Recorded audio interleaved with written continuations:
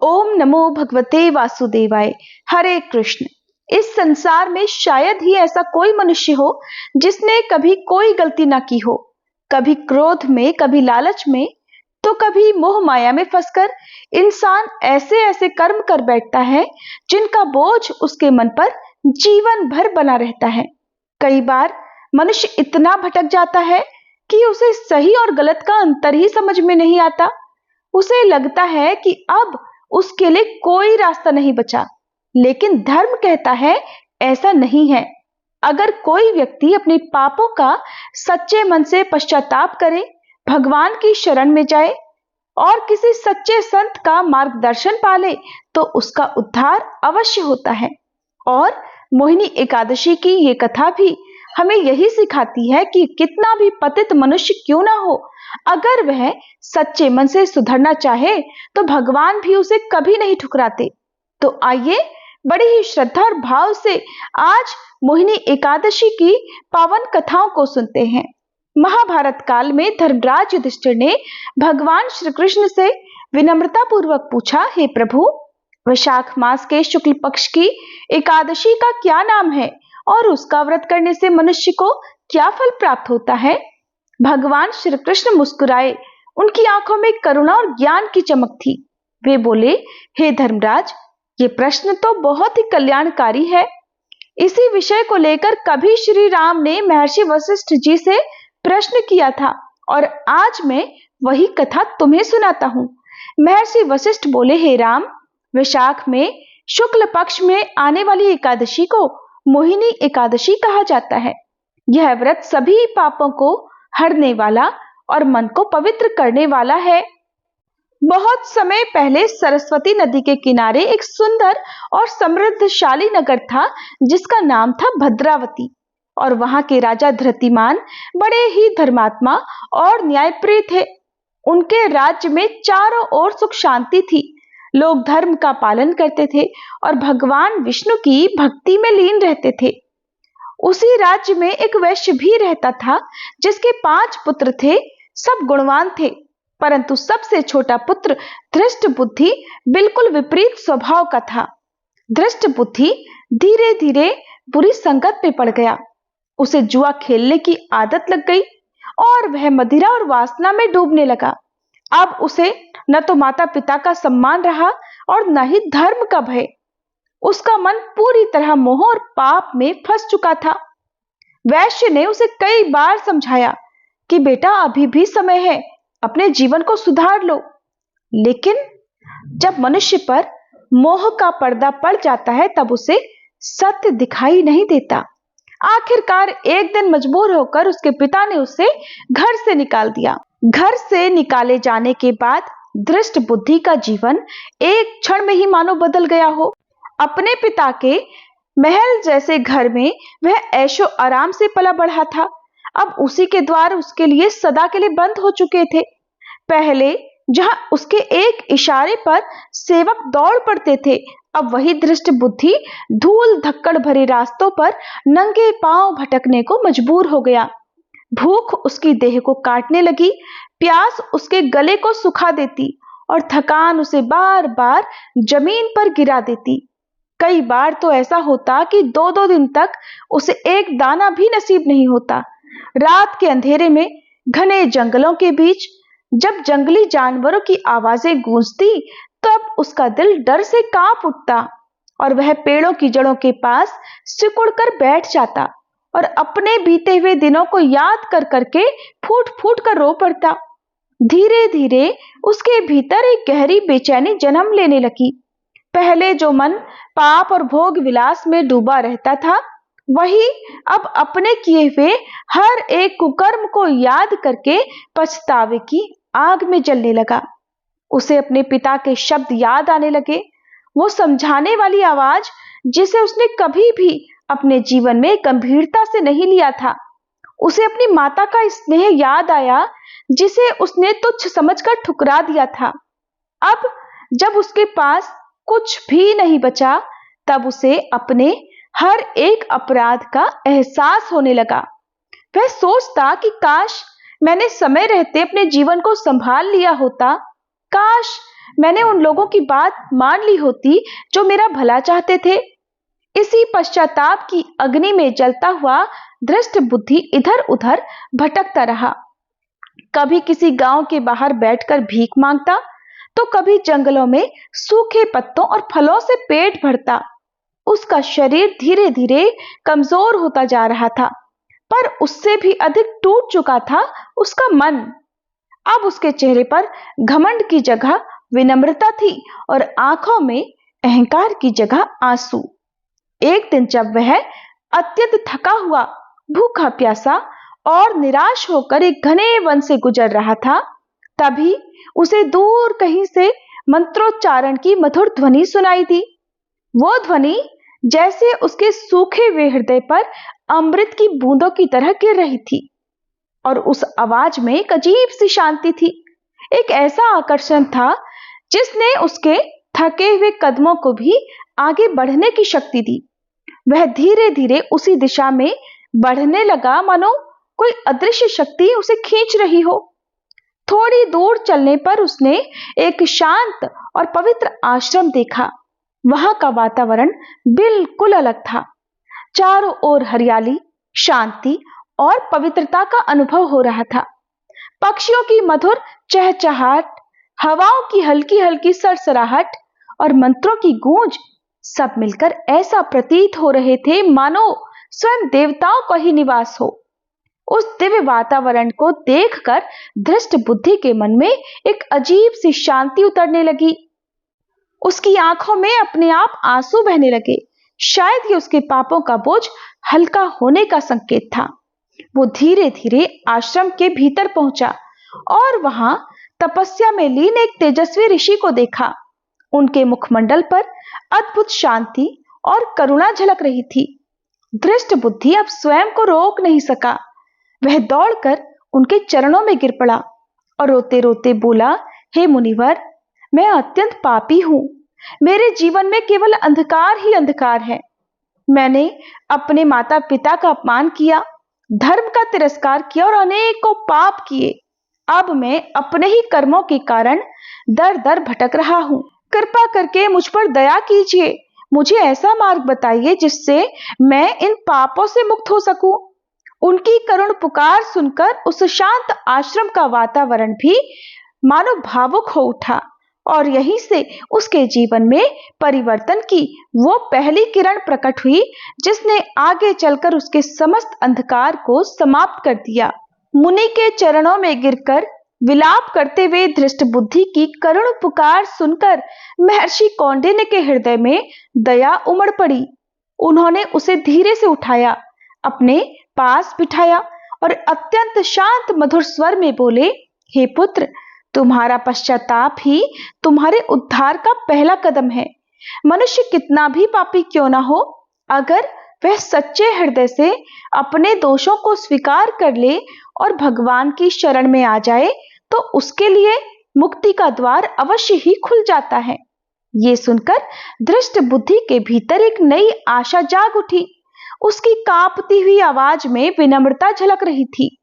हे मुनिवर, कृपा करके मुझे कोई तो ऐसा उपाय बताइए जिससे मैं भी अपने समस्त पापों से मुक्त हो सकूं और मेरा जीवन फिर से पवित्र बन जाए। महर्षि कौंडिन्य ने कुछ क्षण नेत्र बंद कर ध्यान किया, मानो भीतर ही भीतर दिव्य मार्गदर्शन प्राप्त कर रहे हो। फिर उन्होंने गंभीर स्वर में कहा, हे पुत्र, वैशाख मास के शुक्ल पक्ष में आने वाली मोहिनी एकादशी अत्यंत पवित्र और कल्याणकारी व्रत है। यह व्रत मनुष्य के बड़े से बड़े पापों को भी नष्ट कर देता है। यदि तुम पूरे विश्वास, श्रद्धा और सच्चे मन से इस व्रत का पालन करोगे तो न केवल तुम्हारे पाप मिट जाएंगे, बल्कि तुम्हारा चित्त भी निर्मल और शांत हो जाएगा। मुनि के वचनों में इतनी शक्ति थी कि धृष्ट बुद्धि के मन में जैसे प्रकाश फैल गया हो। उसे लगा जैसे लंबे अंधकार के बाद उसने कोई उजाला देखा हो। अब धृष्ट बुद्धि ने निश्चय कर लिया कि वह इस व्रत को पूरी निष्ठा के साथ करेगा। वह वहीं आश्रम में रहने लगा, अपने मन को संयमित करने का प्रयास करने लगा। जब मोहिनी एकादशी का पावन दिन आया तो उसने प्रातःकाल नदी में स्नान किया। उसके शरीर के साथ जैसे उसके पापों की मलिनता भी धुल रही थी। उसने स्वच्छ वस्त्र धारण किए, मन में भगवान विष्णु का स्मरण किया और व्रत का संकल्प लिया। पूरे दिन उसने न केवल अन्न का त्याग किया बल्कि अपने मन को भी बुरे विचारों से दूर रखा। वो बार बार अपने पुराने जीवन को याद करता और मन ही मन भगवान से क्षमा मांगता। हे प्रभु, मैंने अज्ञानवश बहुत पाप किए हैं, कृपा करके मुझे क्षमा करें और मुझे अपने चरणों में स्थान दीजिए। जैसे जैसे दिन बीतता गया उसके भीतर एक अद्भुत शांति उतरती गई। रात में जब उसने भक्ति भाव से भगवान का स्मरण किया तो उसे ऐसा अनुभव हुआ मानो उसके हृदय का सारा बोझ धीरे धीरे हल्का होता जा रहा हो। अगले दिन द्वादशी को जब उसने विधि पूर्वक व्रत का पारण किया तब उसका चेहरा पहले से बिल्कुल अलग लग रहा था। वहां अब घमंड या दुख नहीं था बल्कि एक गहरी संतोष और शांति की चमक थी। धीरे धीरे उस एक व्रत का प्रभाव उसके पूरे जीवन पर पड़ने लगा। उसका मन पूरी तरह बदल गया। जो व्यक्ति पहले पापों में लिप्त रहता था वही अब भगवान की भक्ति में रमने लगा। उसके भीतर विनम्रता, दया और सद्भावना के भाव उत्पन्न हो गए। कहा जाता है कि उस व्रत के पुण्य प्रभाव से उसके समस्त पाप नष्ट हो गए और अंत में उसे दिव्य लोक की प्राप्ति हुई। इस प्रकार दृष्ट बुद्धि का जीवन, जो कभी अंधकार और पापों का पतन का प्रतीक था, वही अंत में भक्ति, पश्चाताप और मुक्ति का सुंदर उदाहरण बन गया। ये दर्शाते हुए कि सच्चे मन से किया गया एक कदम भी मनुष्य को भगवान के अत्यंत निकट ले जा सकता है। जब धृष्ट बुद्धि के जीवन का ये अद्भुत परिवर्तन सुनाकर भगवान मधुसूदन कुछ क्षणों के लिए शांत हो गए तो सभा में एक गहरी निस्तब्धता छा गई। ऐसा प्रतीत हो रहा था मानो हर कोई उस कथा के भावों में डूब गया हो। तब भगवान श्री कृष्ण ने धीरे धीरे युधिष्ठिर महाराज की ओर देखा। उनकी दृष्टि में करुणा, ज्ञान और दिव्य गंभीरता झलक रही थी। वे मधुर और गंभीर स्वर में बोले, हे धर्मराज, यही है मोहिनी एकादशी का महान प्रभाव। ये व्रत ऐसा है जो सबसे पतित और पापों में डूबे हुए मनुष्य को भी पवित्र कर सकता है। दृष्ट बुद्धि जैसे दुष्ट और भटके हुए व्यक्ति ने जब सच्चे मन से पश्चाताप किया और श्रद्धा के साथ इस व्रत का पालन किया तो उसके समस्त पाप नष्ट हो गए और उसे अंत में परम धाम की प्राप्ति हुई। भगवान आगे कहने लगे, इस संसार में मनुष्य मोह और अज्ञान के कारण बार बार भटकता रहता है। वह अपने कर्मों के बंधन में बंध जाता है और दुखों का भागी बनता है। लेकिन जो व्यक्ति सही समय पर जाग जाता है, अपने दोषों को स्वीकार कर लेता है और भगवान की शरण में आ जाता है, उसके लिए कोई भी पाप इतना बड़ा नहीं होता जिसे यह व्रत ना मिटा सके। भगवान के वचनों में एक दिव्य शक्ति थी जो सीधे सभी के हृदय को स्पर्श कर रही थी। वे बोले, हे युधिष्ठिर, जो मनुष्य श्रद्धा और भक्ति के साथ मोहिनी एकादशी का व्रत करता है या इसकी कथा को सुनता और सुनाता है, वह भी जन्म जन्मांतर के पापों से मुक्त हो जाता है। उसके जीवन में सुख, शांति और समृद्धि का वास होता है और अंत में उसे भगवान विष्णु के धाम की प्राप्ति होती है। इतना कहकर भगवान श्री कृष्ण ने अपने वचनों को एक मधुर निष्कर्ष देते हुए कहा, इसलिए हे धर्मराज, तुम भी इस पावन व्रत का पालन करो और अन्य लोगों को भी इसके महत्व के बारे में बताओ ताकि वे भी अपने जीवन को पवित्र बना सकें और मोक्ष के मार्ग पर अग्रसर हो सकें। तब भगवान के इन वचनों को सुनकर युधिष्ठिर महाराज के मन में भी अपार श्रद्धा जाग उठी। उन्होंने विनम्रता से भगवान को प्रणाम किया और उनके हृदय में यह संकल्प दृढ़ हो गया कि वे भी अन्य एकादशी व्रतों की तरह इस व्रत का पालन भी अवश्य करेंगे और दूसरों को भी इसके महत्व से अवगत कराएंगे। इस प्रकार भगवान श्री कृष्ण ने इस पावन कथा का समापन करते हुए संसार के सभी प्राणियों के लिए और विशेष तौर पर कलयुग के प्राणियों के लिए एक अमूल्य संदेश दिया कि सच्ची श्रद्धा, पश्चाताप और भगवान की शरण ही मनुष्य को अंधकार से निकालकर प्रकाश की ओर ले जाती है। प्रिय भक्तजनों, ये थी पावन मोहिनी एकादशी की कथा। आप सब आगे ये भी जानेंगे कि मोहिनी एकादशी के दिन भगवान विष्णु के मोहिनी अवतार की पूजा क्यों की जाती है। उससे पहले हम आपको एक ऐसा प्रेरक प्रसंग सुनाएंगे जिसे सुनकर आपको भी विश्वास हो जाएगा कि जब भगवान की शरण में जाना हो या फिर भगवान की कृपा प्राप्त करना हो या फिर भगवान की कृपा का विशेष अधिकारी बनना हो, तो सबसे पहले अपने अहंकार का त्याग करना कितना जरूरी है। और जब भगवान को भी अपने भक्त से प्रेम हो जाता है तो वे खुद ही अपने भक्त का अहंकार चूर चूर कर देते हैं। देवर्षि नारद जी भगवान के अनन्य भक्त हैं। कहा जाता है कि एक बार देवर्षि नारद जी को अपनी भक्ति पर घमंड हो गया था और ये बात भगवान विष्णु समझ गए थे। तब उन्होंने एक दिन देवर्षि नारद जी से कहा कि देवर्षि, मेरा सबसे प्रिय भक्त एक किसान है। ये बात सुनकर नारद जी आश्चर्य में पड़ गए। उन्होंने सोचा कि भगवान उनके ही सामने किसी और को अपना प्रिय भक्त कैसे कह रहे हैं। फिर भी आश्चर्यचकित होकर उन्होंने पूछा कि प्रभु, ऐसा क्या खास है कि वह किसान आपका प्रिय भक्त है। तब श्री विष्णु भगवान ने देवर्षि नारद से उन्हें पूरा दिन किसान के साथ बिताकर आने के लिए कहा। नारद जी उस किसान के पास गए और देखा कि किसान ने सुबह उठकर गायों का दूध निकाला, उठकर भगवान का नाम लिया। इसके बाद जब वह खेतों में काम कर रहा था तब उसने फसल काटते हुए प्रभु को याद किया। शाम को घर पर आने पर गायों को चारा देने के बाद श्री हरि का नाम लिया। इसके बाद अपने परिवार के साथ भोजन करने के बाद वह भगवान को याद करके सो गया।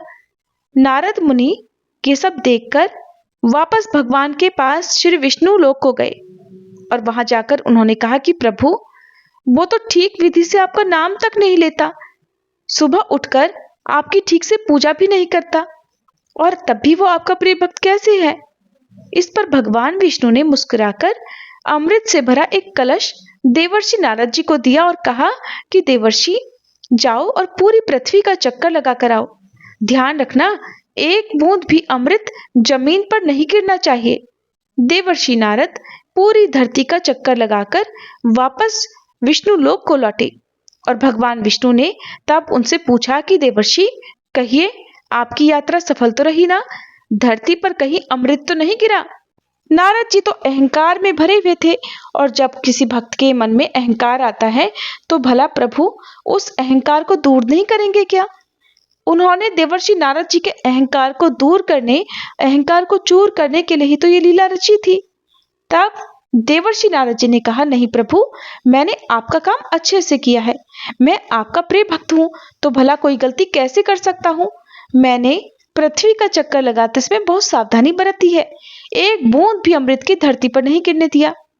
तब भगवान विष्णु ने मुस्कुराकर कहा, अच्छा ठीक है, तो देवर्षि बताओ तो जरा, आज तुमने दिन भर में मेरा नाम कितनी बार लिया था, मुझे कितनी बार याद किया। भगवान की बात सुनकर नारद जी ने कहा, प्रभु, आपने कलश को ध्यान से रखने के लिए कहा था, इस कारण से मैं तो आज दिन भर उसी में व्यस्त था और इस कारण से ही मैं आपका नाम तक नहीं ले पाया। तब भगवान विष्णु ने नारद जी से कहा कि देवर्षि, पता है, वो किसान पूरे दिन अपने खेत में काम करता है, पूरे दिन अपना काम करता है, लेकिन फिर भी वो मुझे याद करता है, मेरा नाम लेता है, और तुम एक दिन भी ये नहीं कर पाए। तुम मेरा नाम इसलिए हर समय ले पाते हो क्योंकि तुम्हारे पास और कोई काम नहीं है। इस कारण से वह किसान ही मेरा प्रिय भक्त है, क्योंकि वह कितना भी व्यस्त हो मेरा नाम लेना नहीं भूलता। और इसी तरह के लोग तो मुझे पसंद होते हैं, जो हर सुख दुख में मुझे याद करे। अब ये बात सुनकर और अपनी आंखों से साक्षात देखकर देवर्षि नारद जी का अहंकार चूर चूर हो गया था और उन्होंने भगवान विष्णु से अपने इस अहंकार के लिए सच्चे मन से क्षमा मांगी। तो भक्तों, भगवान अपने भक्तों के मन में अहंकार नहीं रखने देते, और जहां पर अहंकार होता है वहां भक्त अपने भगवान को कभी पा ही नहीं सकता। इसलिए अहंकार छोड़कर सच्चे मन से सुख दुख में हर परिस्थिति में सिर्फ और सिर्फ भगवान का ही ध्यान करो। भगवान विष्णु ने मोहिनी रूप क्यों धारण किया, इसके पीछे जो कथा है वो जुड़ी है समुद्र मंथन से। क्योंकि समुद्र मंथन के दौरान निकले हुए अमृत कलश को जब असुरों ने छीन लिया, जिसका वे पान करके अजर अमर हो जाना चाहते थे, तब इससे उन्हें रोकने के लिए भगवान विष्णु को मोहिनी रूप धारण करना पड़ा, ताकि वे अमृत कलश को लेकर उसका पान देवताओं को करा सके। समुद्र मंथन क्यों हुआ, इसके विषय में जो कथा प्रचलित है उसके अनुसार एक बार देवराज इंद्र अपने हाथी ऐरावत पर सवार थे और दुर्वासा ऋषि से उनकी भेंट हुई।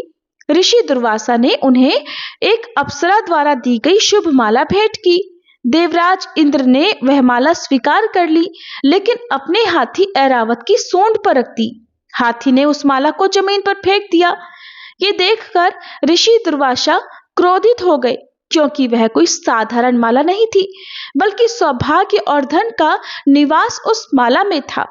इस अहंकारपूर्ण कार्य से क्रोधित होकर ऋषि दुर्वासा ने देवराज इंद्र सहित अन्य सभी देवताओं को श्राप दे डाला कि वे अपनी सभी शक्तियों और ऊर्जा, भाग्य और बल से वंचित हो जाएंगे। इस घटना के बाद और दुर्वासा ऋषि के श्राप के अनुसार देवताओं ने अपनी सारी शक्ति खो दी और असुरों से सभी युद्ध हारने लगे। असुर बलि ने देवताओं के विरुद्ध सभी युद्ध जीत लिए और शीघ्र ही पूरे ब्रह्मांड पर उसने अपना अधिकार जमा लिया, जिससे देवताओं में तनाव का माहौल छा गया और सभी देवता इस समस्या के समाधान के लिए भक्त वत्सल भगवान श्री विष्णु की शरण में गए। तब भगवान विष्णु ने देवताओं को सलाह दी कि क्षीर सागर, जिसे दूध का सागर भी कहा जाता है, उसकी गहराई में स्थित अमृत ही उनकी खोई हुई शक्ति और सामर्थ्य को पुनः प्रदान कर सकता है।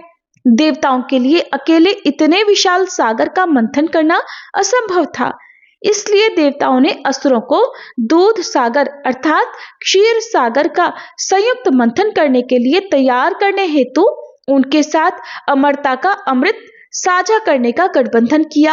उन्होंने असुरों से कहा कि समुद्र मंथन के दौरान जो भी अमृत निकलेगा वे उसे आपस में बांट लेंगे। कूर्म देव द्वारा क्षीर सागर का मंथन एक विस्तृत और श्रम साध्य कार्य था। समुद्र मंथन के लिए मंदार पर्वत को मंथनी के रूप में और नागदेव वासुकी को मथनी की रस्सी के रूप में प्रयोग किया गया। असुरों ने नाग का सिर पकड़ने की मांग की, जबकि देवताओं ने नाग की पूंछ पकड़ने पर सहमति जताई। जब मंदार पर्वत को सागर में रखा गया तो वह डूबने लगा। ये देखकर देवतागण घबरा गए।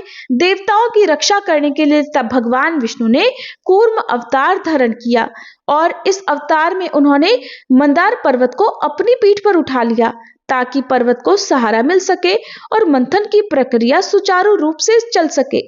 मंथन के दौरान सागर से अनेक दिव्य वस्तुएं निकली। सागर से 14 रत्न निकले, जिन्हें देवताओं और असुरों ने बांट लिया। इसी क्रम में समुद्र मंथन से कामधेनु गाय और श्री लक्ष्मी जी निकली। पारिजात वृक्ष जो सदा फलता फूलता था देवताओं द्वारा स्वर्ग ले जाया गया। वरुणी नामक एक अन्य वृक्ष जिसे शराब और मदिरा उत्पन्न होती थी, वह असुरों द्वारा ले लिया गया। फिर धन की देवी लक्ष्मी जी प्रकट हुई, जिन्होंने भगवान विष्णु से विवाह करना चुना और आखिरकार अमृत से भरा हुआ पात्र लेकर दिव्य चिकित्सक धन्वंतरी भगवान प्रकट हुए। अमृत से भरे पात्र को देखकर देवता और असुर आपस में लड़ने लगे। श्री विष्णु भगवान के गरुड़ ने वह पात्र उठाया और लेकर आसमान में उड़ गए। अमृत की कुछ बूंदें प्रयागराज, हरिद्वार, उज्जैन और नासिक में गिरी, जहां हर 12 साल में कुंभ मेला लगता है। किसी भी तरह एक असुर को वह पात्र मिल गया। तब तो देवता चिंतित होकर भगवान विष्णु से सहायता की गुहार लगाने लगे। तब भगवान विष्णु ने मोहिनी नामक एक अत्यंत सुंदर दिव्य स्त्री रूप धारण किया और असुरों का ध्यान भटकाते हुए कहा कि वह देवताओं और राक्षसों में अमृत समान रूप से बांट देंगी। तब मोहिनी रूपधारी भगवान ने सबसे पहले देवताओं को पंक्ति में बिठाकर अमृत पिलाना शुरू किया। असुरों में एक बुद्धिमान असुर था जिसका नाम था राहु। राहु ने देव वेश धारण किया और अमृत प्राप्त करने के लिए वह देवताओं की पंक्ति में शामिल हो गया। जैसे ही राहु ने अमृत पान किया, सूर्यदेव और चंद्रदेव ने देख लिया कि राहु ने देव का वेश धारण किया हुआ है। उन्होंने तुरंत भगवान को इसका संकेत किया, जिसने अमृत के असुर के गले से नीचे उतरने से पहले ही सुदर्शन चक्र से उसका सिर काट डाला। लेकिन उस असुर ने पहले ही अमृत की कुछ बूंदें पान कर ली थी, जिससे उसका शरीर कटने के बाद 2 भागों में बट गया और अमर हो गया। उस दिन से असुर के सिर को राहु और उसके शरीर को केतु कहा जाने लगा। जब तक कि बाकी असुरों को यह बात पता चली कि वह सुंदर स्त्री और कोई नहीं बल्कि वास्तव में भगवान विष्णु है, तब तक अमृत देवताओं में बांट दिया गया था। पुनर्जीवित देवताओं ने युद्ध में फिर असुरों को परास्त कर अपनी महिमा और अपना साम्राज्य पुनः प्राप्त कर लिया। जिस समय भगवान विष्णु ने मोहिनी रूप धारण किया, तब सारे देवता असुर भी मोहित हो गए। यहाँ तक कि भोलेनाथ जी भी उस रूप पर रीझ गए।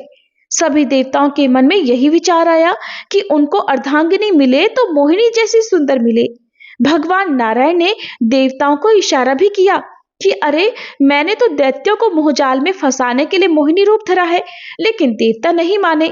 सभी देवताओं ने मोहिनी को अर्धांगिनी के रूप में देखा, लेकिन उन सब के बीच में एक दिव्य शक्ति थी। वे थे एकमात्र सूर्यदेव। जहां अन्य सभी देवता और असुर भगवान के उस रूप पर मोहित हो रहे थे, उनके मन में तरह तरह के विचार आ रहे थे। वे सभी उन्हें पत्नी रूप में पाना चाहते थे। वही सूर्यदेव भगवान के इस मोहिनी रूप को अपनी पुत्री के रूप में प्राप्त करना चाहते थे। उनके मन में भगवान के उस रूप के प्रति वात्सल्य उमड़ पड़ रहा था, और यही बात जगत के पालनहार श्री लक्ष्मी नारायण को भा गई। सूर्यदेव के मन में यह भाव आया कि मैं भी ऐसा सौभाग्यशाली बनूं कि ऐसी सुंदर कन्या मेरी पुत्री हो और मैं उसका कन्यादान कर सकूं। तब भगवान नारायण ने सूर्यदेव से कहा कि मैं आपके मन के भाव से बड़ा प्रसन्न हूं। आगे द्वापर युग आ रहा है, मेरा कृष्ण अवतार होगा। मैं पर ब्रह्म ही कृष्ण अवतार लूंगा और मेरी ही आह्लादिनी शक्ति आपके यहाँ पर पुत्री बनकर जन्म लेंगी, और मैं भानु अर्थात सूर्य के रूप में ब्रिज में जन्म लूंगा, और आपकी पुत्री के रूप में मेरी आह्लादिनी शक्ति इतनी सुंदर होगी कि जिसे देखकर करोड़ों मोहिनियां भी मोहित हो जाएंगी। ऐसा रूप धारण करके मैं आपकी पुत्री बनकर जन्म लूंगा। इस तरह स्वयं भगवान नारायण ने किशोरी जी यानी राधा रानी के रूप में अवतार धारण किया। जिस समय समुद्र मंथन से कलश प्रकट हुआ था, उस समय सभी देवता और दैत्य उस कलश को छीनने की होड़ कर रहे थे। इसी बीच में वह दिव्य रूप धारण करके भगवान विष्णु वहां पर पधारे। सभी उस मनोरम स्त्री के सौंदर्य को देखकर हठात मोहित हो गए। वे सभी आपस का झगड़ा भूलकर उस मनोरम स्त्री के पास दौड़ कर गए। दैत्यों ने देवी से पूछा, तुम कौन हो, कहां से आई हो, सुंदरी तुम क्या करना चाहती हो? देवी को देखकर दैत्यों के बीच खलबली मच गई। दैत्य कहने लगे, अब तक देवता, दैत्य, सिद्ध, गंधर्व, चारण और लोकपालों ने तुम्हें स्पर्श तक नहीं किया है। अवश्य ही विधाता ने तुम्हें संपूर्ण इंद्रियों एवं मन को तृप्त करने के लिए भेजा होगा। सुंदरी, तुम ही हमारा झगड़ा मिटा दो। तुम न्याय अनुसार निष्पक्ष भाव से इस अमृत को बांट दो, जिससे हम लोगों में और अधिक झगड़ा ना हो। तुम जैसे भी अमृत का पान कराओगी, हम तैयार हैं। वास्तव में श्री हरि विष्णु योग माया शक्ति से युक्त होकर मोहिनी अवतार धारण किए हुए दैत्यों के पास गए थे। योग माया शक्ति के प्रभाव से तीनों लोकों में ऐसा कोई भी नहीं है जिसे वश में नहीं किया जा सकता है। यही योग माया शक्ति आदि शक्ति है। दैत्यों की प्रार्थना पर तीनों लोकों को मोहित करने में समर्थ मोहिनी देवी ने दैत्यों से हंसकर कहा, मैं माया हूं तथा आप महर्षि कश्यप की संतान हैं। मुझे न्याय का भार क्यों दे रहे हैं? बुद्धिमान पुरुष को स्वेच्छाचारी स्त्रियों पर कभी विश्वास नहीं करना चाहिए। मोहिनी देवी की परिहास भरी वाणी दैत्यों को और अधिक आश्वस्त कर गई कि यही हमारा न्याय कर सकती हैं, और उन्होंने अमृत से भरा हुआ कलश, जिसे वो देवताओं को बिल्कुल भी नहीं देना चाहते थे, मोहित होकर उस दिव्य स्त्री के हाथों में सौंप दिया। तब मोहिनी देवी ने अमृत का कलश अपने हाथ में लेकर दैत्यों से कहा कि मैं जो करूं, फिर चाहे वो उचित हो या अनुचित, अगर तुम्हें स्वीकार हो तो ही मैं तुम्हें अमृत बांट सकती हूँ। उनकी मोहयुक्त मीठी वाणी सुनकर सभी दैत्य देवी मोहिनी के प्रस्ताव पर सहमत हो गए। मोहिनी देवी ने अगले दिन अमृतपान करने की सलाह दी। मोहिनी देवी के अनुसार अगले दिन समस्त दैत्य स्नान कर अमृतपान करने हेतु पंक्ति में बैठ गए। देवता भी वहां आकर अगली पंक्ति में बैठ गए। मोहिनी देवी अमृत का कलश हाथ में लेकर आई। उनके सुंदर कानों में कुंडल थे। उनकी नासिका, कपोल तथा मुखारविंद बहुत ही मनोरम थे। बाद में भगवान के इस मोहिनी अवतार ने देवों को अमृत पान कराया और दैत्यों के साथ छल किया। उधर जब भगवान शिव ने सुना कि श्री हरि ने दैत्यों को मोहित कर देवताओं को अमृत पिलाने के लिए स्त्री रूप धारण किया है, वे उस स्थान पर गए जहां भगवान श्री हरि निवास करते थे। वहां जाकर भगवान शिव ने भगवान श्री हरि की स्तुति वंदना की। श्री हरि ने शिव जी को दैत्यों को मोहित करने वाले मोहिनी रूप को दिखलाया। एकाएक शिव जी एक रंग बिरंगे पुष्पों से भरे उपवन में पहुंच गए। वहां उन्होंने बड़े ही सुंदर परिधान पहने हुए, कमर में करधनी पहने एक सुंदरी स्त्री को क्रीड़ा करते हुए देखा। उन देवी ने लज्जा भाव से मुस्कुराकर तिरछी नजर से शिव जी की ओर देखा। बस फिर क्या था, कामदेव को भस्म करने वाले भगवान शंकर का मन उनके हाथों से निकल गया। वे मोहिनी देवी को निहारने लगे। उनके चितवन के रस में डूबकर शिवजी इतने भावुर हो गए कि उन्हें अपने आप की सुध भी नहीं रही। जहां भगवान शंकर की मोहिनी देवी पर आंखें लग जाती थी, बस लगी ही रह जाती थी। वे पलक झपकाना भी भूल जाते थे। वे मोहिनी देवी के प्रति अत्यंत आकृष्ट हो गए। उन्हें मोहिनी भी अपने प्रति आसक्त जान पड़ती थी। उनके हाव भाव से शिव जी का विवेक शून्य हो गया तथा वे कामातुर हो गए। अपने वैरी कामदेव से मानो परास्त होकर महादेव जी श्री विष्णु के मायामय दिव्य मोहिनी रूप को जानकर भी उनके पीछे पीछे दौड़ने लगे। पार्वती जी का ख्याल त्याग कर शंकर जी मोहिनी के पीछे पीछे लग गए। उन्होंने उन्मत्त होकर मोहिनी के केश पकड़ लिए और मोहिनी अपने केशों को छुड़वाकर फिर वहां से आगे चल पड़ी। शंकर जी फिर उनके पीछे पीछे दौड़ने लगे। उस समय पृथ्वी पर जहां जहां भगवान शंकर का तेज गिरा, वहां वहां शिवलिंगों का क्षेत्र एवं स्वर्ण की खानें हो गई। इसके पश्चात ये माया है ऐसा जानकर भगवान शंकर अपने स्वरूप में स्थित हुए। इस प्रकार भगवान विष्णु का ये मोहिनी रूप समस्त जनों को मोहित करने वाला है। लेकिन जो भक्त मोहिनी एकादशी के दिन भगवान विष्णु के समर्पित इस स्वरूप का ध्यान करके एकादशी का व्रत सच्ची श्रद्धा और निष्ठा के साथ करता है, उसके मोहमाया और काम संबंधी सभी विकार नष्ट हो जाते हैं और ऐसा व्यक्ति अंत में वैकुंठ लोक को प्राप्त करता है। सभी प्रेम से बोलिए श्री लक्ष्मी नारायण भगवान की जय, मोहिनी देवी की जय।